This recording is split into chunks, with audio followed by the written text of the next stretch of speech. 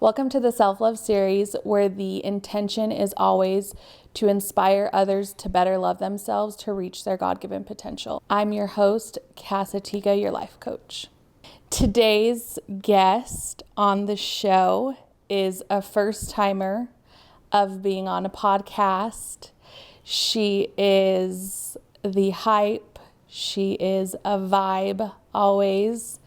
And she is my baby sister, the youngest of all my siblings, Lexxi, aka Celu. Welcome to the show. Thank you for welcoming me. I'm so happy to be here. So our age difference is, I'm the third oldest, but our age difference I think is like 14 years apart, I believe. I'm going to be 33, you're 19. What's the math? 6. 10. What is it? 14. Okay, I was right, 14. Is that you and Clay's age difference? 8. Oh yeah, it's not that far. Yep. See? Anyways, we are going to get into our episode. First, we will start with our intro. And so, Lex, what is something that you love about yourself and why? Something I love about myself, I try to think of things I haven't already said, but what I thought of is my spontaneous side. I like that it's kind of bad because sometimes I don't like planning things out. I like reacting and like doing things that I just come up with at the top of my head. But yeah, I love the spontaneous side of me because it brings out the funnest part of me. I love that for you. Very much do not have that, Right. But I love that you do. I was like, What is something you're working on better loving about yourself? something I'm working on is, I think, my physical self-care. I love my body, but I also have learned that I don't show myself the complete love when I'm just being lazy and skipping workouts every day. Like, I know how when I work out, I feel better. Like, it's not because of the number or the size or whatever. It's because I do feel better. And I haven't been doing that. And how sad is that you know better and you're not doing better? And so, yeah, that's something I'm working on, is getting back into my physical health. And yeah. Period. I love that. Thank you. And your last intro question before we get into the topic is, how has self-love influenced and changed your life as a teenager? Emphasis on change, complete change. I experienced during my youth a few years without self-love and then a few years with. And so the few years without, just sad, basically sad, because I always depended on other people. But once I found my self-love and I loved myself and knew that everything was up to me to make things better or to think of myself better, then I just always had fun because I knew everything was a choice. Every thought was a choice. Every action was a choice. And so high school became the best because I didn't care about what anyone thought about me. I did what I wanted to because most of the things, it's like you think to do it because it'll be fun. But before, it was like I didn't do it because I was scared of how I'd look. I hesitated a lot. But yeah, once I found my self-love, there was no hesitation. It was just doing and having so much fun. I love that. I'm glad that you share that, because me being able to be your sister, but also your young women president for a time, I'm always grateful to see your journey with self-love and how much it did change your life. So had to ask you that. So we're going to get into our topic, which is new beginnings, what comes with new beginnings, being new to something, and embracing like the suck of not being great at it in the beginning and not knowing everything and still continuing to move forward. And so let's talk about that with with you. You graduated high school last year. Yeah. So you got your first job once the summer and holidays Yeah. were done. Or did you start? Oh, I started before Thanksgiving. Okay. So like once summer was like fully done and kind of fall was done. Yeah. Then you started Winter was starting. your first job of life officially. Of life. Yeah. And so let's talk about that, because I feel like that was like your most recent time of new beginnings and the struggle with that. So let's get into that. So yeah, graduating high school, I was prepared for the worst. And because I loved high school, again, like I said, it was all about fun. And I knew that was such a naive thing to think, like, you know, like I just loved everything high school was about. And so I knew once I graduated, it was true that life was not going to be the same and it wasn't going to be as fun, because not everything is just handed to you. There's no one to plan things for you like school. Your teacher plans every lesson.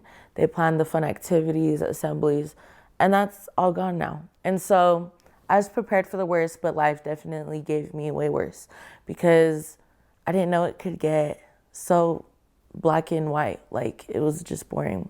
And so, yeah, I got my first job.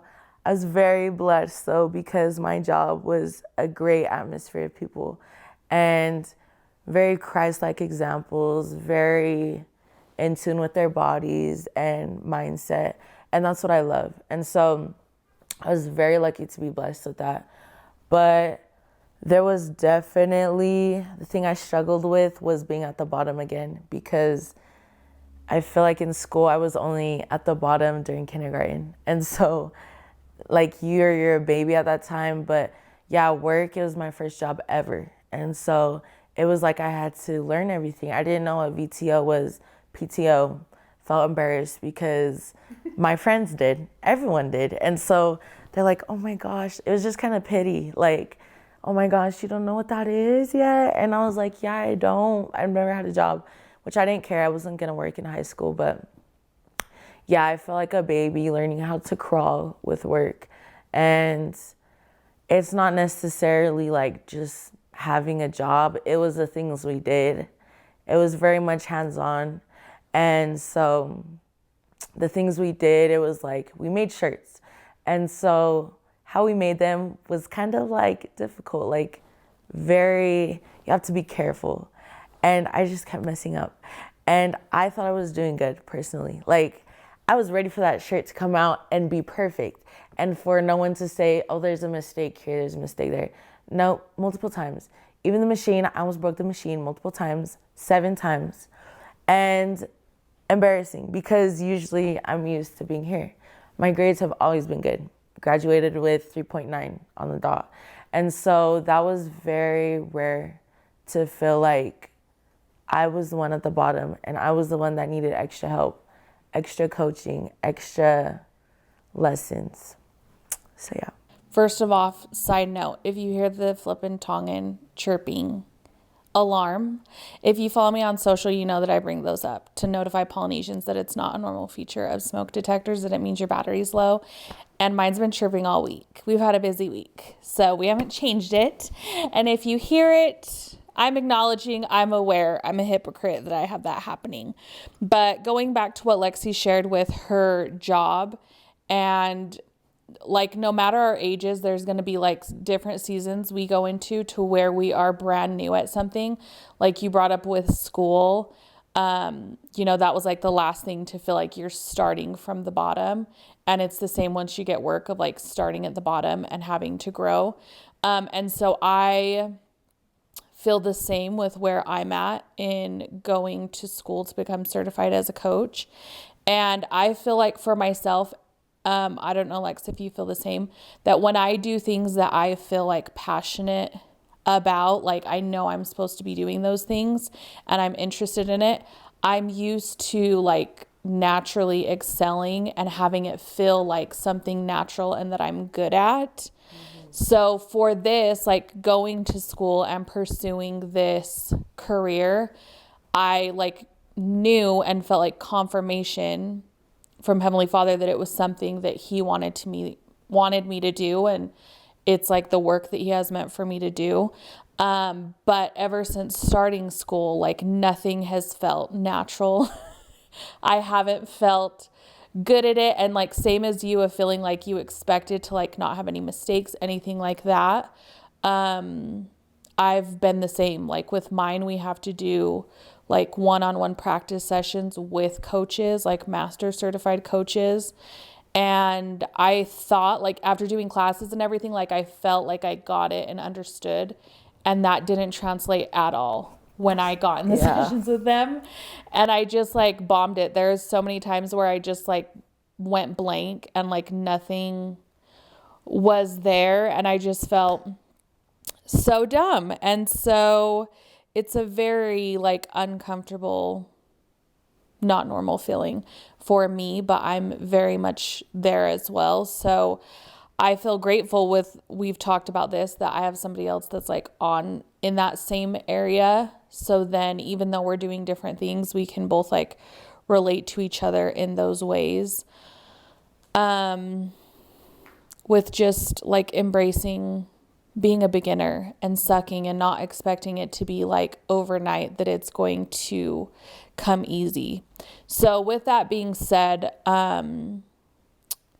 do you feel like you felt like, so in the beginning, once you started making shirts and you realized like, oh, I'm not getting it down, so you had to like be helped more and coached more. Did you feel, even then, did you feel like, okay, I'm going to get it down? And do you feel like it happened any sooner of you getting it, or? Definitely in the beginning, like I feel like I'm a coachable person.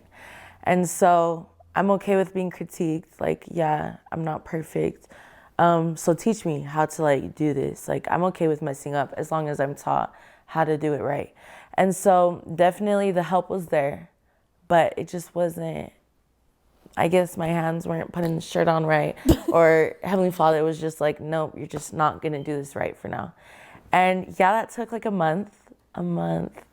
Yeah, literally a month. And yeah, it was just embarrassing because I tried to compare myself also to try to feel better and see if anyone else had that many mistakes in a row. And no one did. Like I told them, oh, I had 7 of those specific mistakes. And the girl was like, 7? I've only had 2 ever. When did you start? And I was like, November. And this was December, I was telling her. And she's like, November, you've had 7? And I was like, oh my gosh, I'm not going to talk to anyone else about this because I'm the only one. And so, yeah, like they gave me all the help I needed, but it just kept getting heavier and heavier because it wasn't working. I knew it was a me problem. And the positive talk, I've known to talk to myself like that. But the longer it got towards becoming a month, it was like, that was pointless to me. I was like, okay, you just suck, basically. Like, it's been way too long. They told me I would get it in a few weeks, and it's about to be 2 months. And so I was like, yeah, it's just me. Like, this isn't meant for me. And I love that you mentioned confirmation, because I also received a confirmation that that was the job I was supposed to be at. And I tried to apply to other ones, and it didn't work. And I got motivated because I knew I was supposed to pray before I selected which job I should go to. And when I did get that job. And so I knew that's where I needed to be from day one. And so that made it even harder. Was, Heavenly Father, you're going to bring me to a job knowing I'm going to suck compared to everyone else, even with all the help they can give me, and knowing that I'm a coachable person and I'm like resilient. But it's gone to the point where I'm no longer talking to myself positively. Like, why would you do that to me? I think a lot of times when we feel like we get spiritual confirmation or our own personal revelation of choices we should make, and we do those, we do it with the thought that it is going to be great and easy once we do it. And so when it's not, it's crazy how it makes us second guess of like, even though in the moment when we got the confirmation, we were sure like who the confirmation was from, And that it was a confirmation that that's what we needed to do, where we needed to be. But as soon as it's like the going gets tough or it doesn't feel easy, we then almost forget the confirmation to be like, well, what it's going like, on, what are you thinking? Is this really where I'm supposed to be? Because it shouldn't be hard. It shouldn't be like this. But I think a lot of times it is that way, because even with my coaching school, like I can't even like fully explain how like strong my impression was that I needed to go to like that specific school. And I've been looking at places for like the past year and sitting on it, and everything like didn't make sense of why I should like go to a certification school, or even financially of like more than ever before in my like marriage. Financially, were we not in a position for me to invest in school? But I fasted and prayed about it, and just like everything led me to doing that. But it was like nothing has been easy now. I think it's been 4 months now since I've been in school, and it's still, isn't easy. I don't feel like I'm where at all I want to be. And so it is hard to be that way, because even me and Muka have talked about it and shared it recently in talks at church, of churches even the same way. Like me and Muka, when we changed wards like 3 years ago, we left from like a spiritual high of being in a ward that truly I've never experienced before, but that felt like Zion, where like everyone was like being utilized. Everyone was like doing the work. Everyone was so close. It was an amazing ward. Then we had boundary changes, and we ended up going to the ward within our boundaries, within the same stake, but a different ward. And that first Sunday we went, and the bishop asked to speak with us after church. So we spoke to him, and we got a confirmation of like, this is where we needed to be. Like the spirit was felt so strong. And so we knew that, and not one day, not one Sunday, not one week has been easy. And it still isn't. Like 3 years later of like, we have no idea like why we are where we are, but we know why we're there. Like we know who called us there. We don't yet know the reason why, because nothing feels necessarily like super inspired, I guess you could say, but it's having faith that we were put there for a reason. And until we get confirmation of otherwise, we just got to keep moving, keep working. And so I'm glad that you talked about that as well, because I think that's important for people to realize too. Like when you get your answers, it doesn't mean things are going to be easy and smooth sailing from there. A lot of times that's when you're going to have to start putting in the most work. And you're not going to understand why immediately it's going to be the best. Like we think after we make this choice, I'm automatically on the winning team. Like it's going to be up from here. And a lot of times it's like, it's more so an uphill battle. You're going to be battling literally to get there. So that segues us into our new question. You mentioned that in those times, like negative self-talk started happening because you felt like you still weren't getting it down. So when that was happening and you were like aware that that was starting to be a struggle of the negative self-talk, what got you out of those times of negative self-talk? I know we specifically, we had talked previously and you told me about like a specific thing in thinking about, your younger self, that like that thought helped. So if you could talk a little bit about that. Yeah, so it got to the point where I was so negative in my head that I could feel it on my face, like that I could feel my facial expressions frowning. And I was like, ew, that's so unattractive. And like, who wants to be around someone they're so negative, it's showing on their face. And so then that's when I started putting myself in check. And I was like, look at you, like you're being so rude to yourself that you're starting to frown. Like it's starting to affect your physical. And so then I tried to start thinking about positive things, like stop worrying, like you're a month in, stop comparing yourself to others. That's the thief of joy. There's nothing good that comes from that. But that wasn't working. And so I could still feel myself frowning. And then there was a point where we had a break. And then it was like I had a like some fresh air, like just stepping away from my station. So then again, I was looking for things to try to fix my mindset. And I remember my sister sending an ugly picture of me when I was younger, and just recently, like the day before.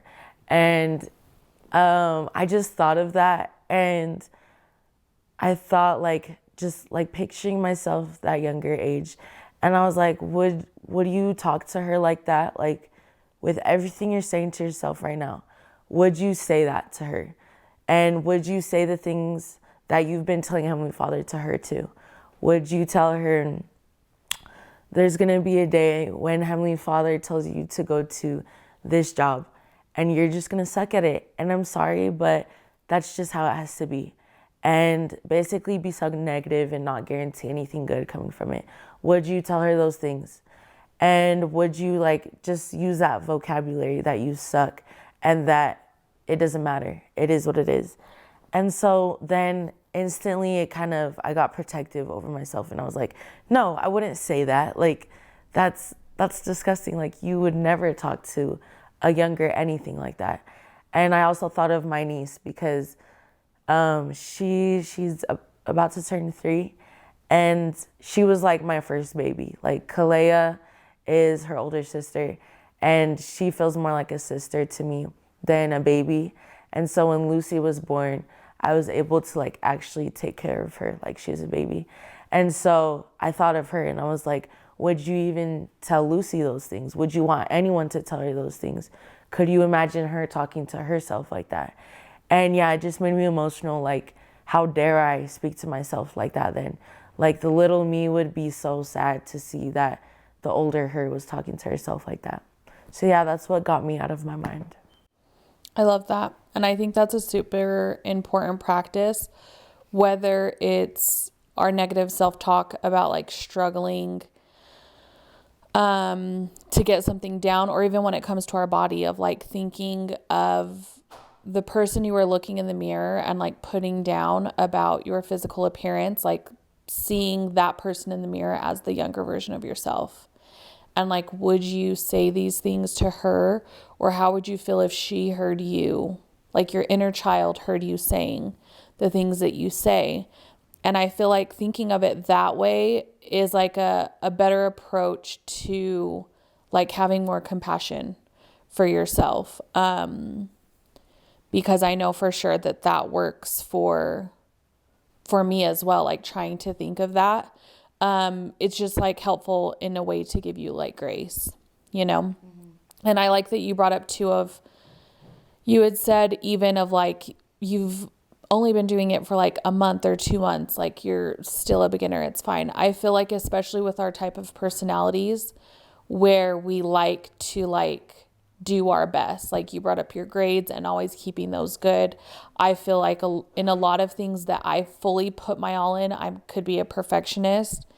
And so when it's not like our efforts are not showing that, it's so frustrating.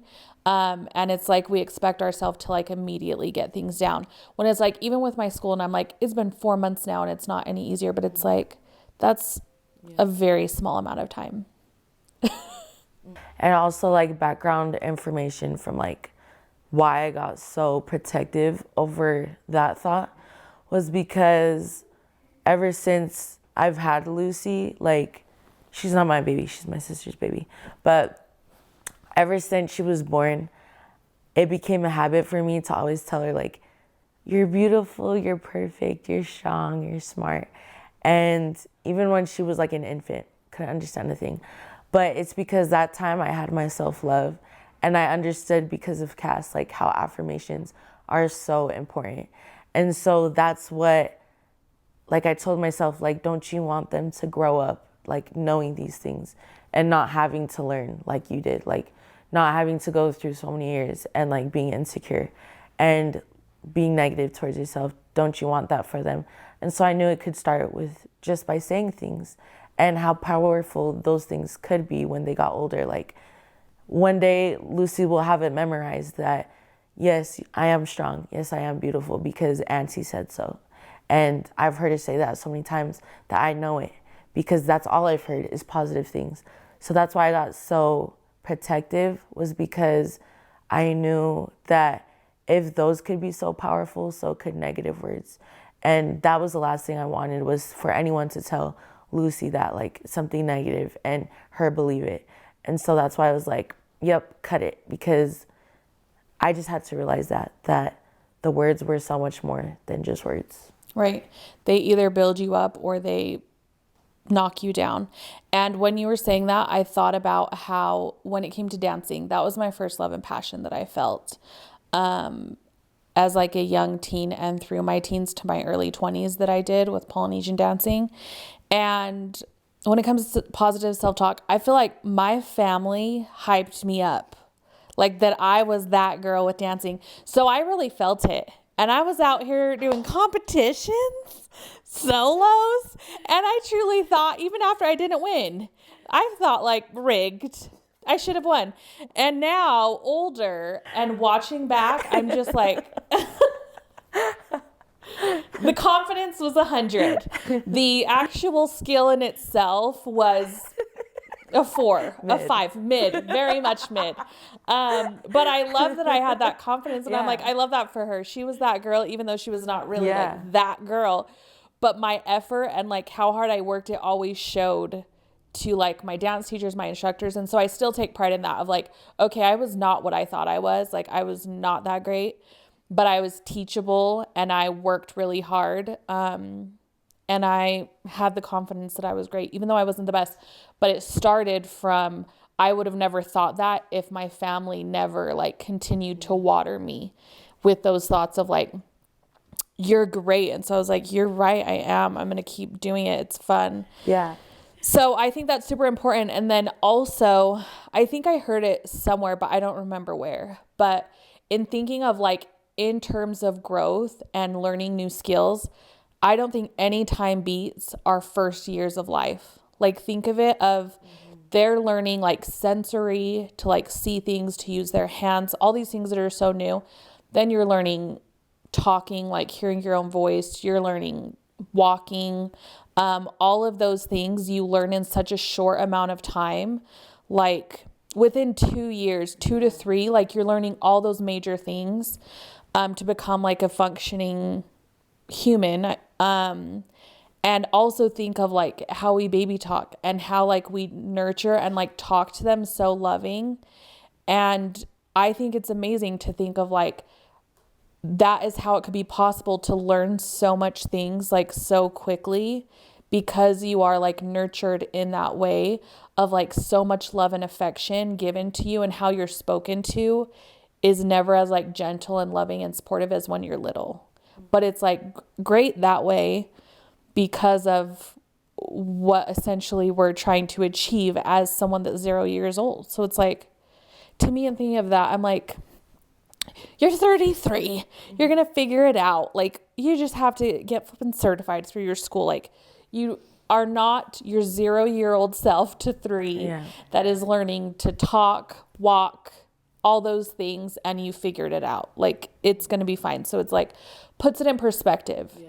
And that goes back to like what you brought up of how you got out of your negative self-talk. Mine with school has been similar in just like affirmations, realizing and like knowing it all starts with your mind, with your mindset and your thoughts. That's what affirmations are. They're more powerful thoughts and sentences that you remind yourself to like get to where you want to be, to feel like how you want to feel. And that's what's worked for me in getting out of my negative self-talk, and also remembering who has sent me here. And if he brought me to it, he'll get me through it. How do you feel that this job and that experience, because you're now done with it because you're leaving in 10 days or you're officially a missionary in 10 days. So how do you feel that experience has now prepped you for your mission and ever since you've gotten your mission call? Definitely has. Like, I was assigned to speak Spanish. And so that has definitely been similar to my job. Like, for those of you who know me, you know, like, that is another area where I feel like I'm up here and I'm good. is church. Like, I started mission prep years ago, and then I started a serious one in the summer. And that really prepped me. Like, it got me MTC ready. Like, I memorized the things I had to memorize. And I knew how to do the things we were supposed to do in the MTC. And I didn't even have my call by then. And so I was good. And I knew that God was going to wake me up real quick. And like, since I was prepared and I took the time to be prepared, that he would challenge me, because he's not going to give me something easy. So yes, when I was assigned Spanish, that is something I've always wanted, was to speak fluently. But little did I know, the more I would learn in my little lessons and on the app I was told to download, the more I learned the language, the more I realized how much I don't know. And that was a big eye opener and a big humbling experience, because like I've told people, it's made me feel for my dad, because I've realized now when I go on my mission, I will be the fob, because everyone around me is going to be fluent in that language but me.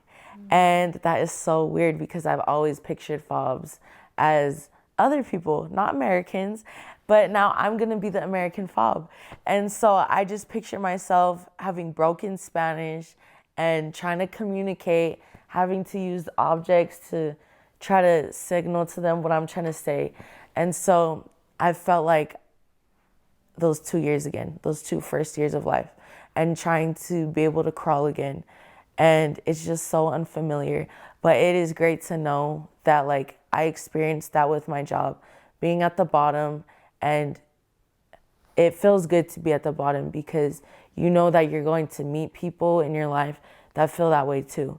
And so it's always good to be able to relate and to share that experience, share how I got out of that, like I'm sharing now with my thinking of the little version of me.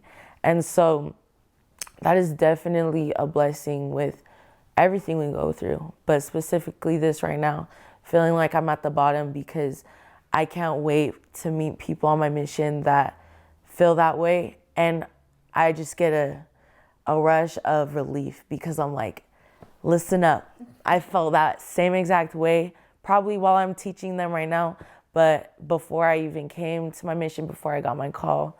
And so, yeah, I'm just grateful to be able to relate to the people I'll meet. I love that. And so we are both still a few months into this, starting from the beginning, embracing sucking, and we're still there, right? You still feel that way with your language, still very much learning, not natural quite yet, still feel insecurities. And I'm still very much there as well. Like last week, I had a really good session and I like submitted it to see if it would pass, and I just like knew it would, and then I got word back that it didn't, and I was like, what is happening? Like, I'm doing my best, I'm doing all the things, and then when I feel so sure of myself and I put myself out there, and then it's like, no, it's not good enough. But it's just reminding myself, like, trust the process. What lessons can you learn in this season? Someone said something recently and I loved it, and it was, every no is one no closer to your yes. And so I've just reminded myself of that. Like and I have a success coach that's through my school, and she told me, because I was telling her how I was like bummed of not passing my one call that I felt really good about. And she just said, like, with all the work that you're doing, it's inevitable. It is going to happen. It's not a matter of if it will, it's a matter of when. So it's coming. You just need to keep doing what you're doing and trust that it will happen. And so I try to have a call to action at the end of my episodes of just like wrapping up what we talked about, what people that watch can try and apply from what we discussed. And what I feel like I got to take away, you could tell me if you agree or if you think of anything else. Mine would be for anyone finding themselves in the same place of like being new to something and like struggling and doubting themselves, is just embracing the beginnings, finding the lessons that you need to learn, how you can improve, and just trust the time the timing of your learning. How do you feel about that? Do you think that's a good takeaway? Yeah. And I also think, like, as we're talking and sharing both of our experiences, I noticed, like, the worst parts of our process are when we're in our own heads. Like, that's the darkest for me too, is like when I started thinking about me instead of thinking, when we did first receive our confirmation, to help others, not for ourselves. And so once I forgot that this was for other people, and because that was my confirmation for my job, that like he was sending me here to either help people that needed to be helped or for them to help me for my mission. And so once I forgot about that and internalized everything and was like thinking about things that didn't matter, doing things right in my job, instead of who have I already helped here by just being me, who have I already helped feel the light of Christ, who has already helped me like be a better person, be more social, be able to adapt to other people's personalities. So yeah, like that's just something to take in, is like, don't get too comfortable with being like about you. It's not about you. And that's something I've learned recently that is so amazing and a great reminder, is forget about you. It's not about you. Once you think it is, that's when everything starts falling apart. I love that. And I'm glad you brought that up, and period, because I think people think with self-love, it automatically means you're self-consumed and you don't worry about anyone else. But we know that like real true self-love, when you possess that, it then makes you able to fully serve to your full capacity, and connect with God in a different way than you are able to. So I'm so glad you brought that up, because I totally agree. And that's a sticky note that I put up when I go into my coaching sessions in practicing, is it's not about you. Like when I realize I get in my head and I like journal after of how that session went, I circle all the I's. And then I remind myself, the only issues are me problems. It's me thinking of me. These sessions are not for me. They're for this person, for them to tap into their own wisdom. They have the answers to fix their lives, not me. And this is what God wants me to do. This is not to glorify me. It's always to glorify him and do what he wants me to do, and to make people feel supported and loved. And none of that involves the in my head about what what they're perceiving me as. So I'm glad you brought that up. And that's a great note to end on. Is there anything else that you would like to say? No. Just embrace the process. Trust the process. Period.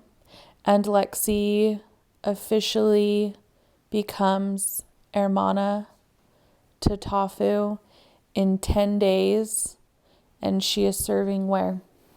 Honduras con mi abuela mission. Period. She's a señorita now. So anyways, that is our episode today. I hope you got something beneficial from this. If you resonate, that you got some takeaways. I think in these types of these seasons, people think that there's like something they're missing and a secret to getting out of that feeling, but there's no secret. It's just action. Continue to do what you're doing and it will come, and just trusting that. So that's just that on that. And we will see you next time.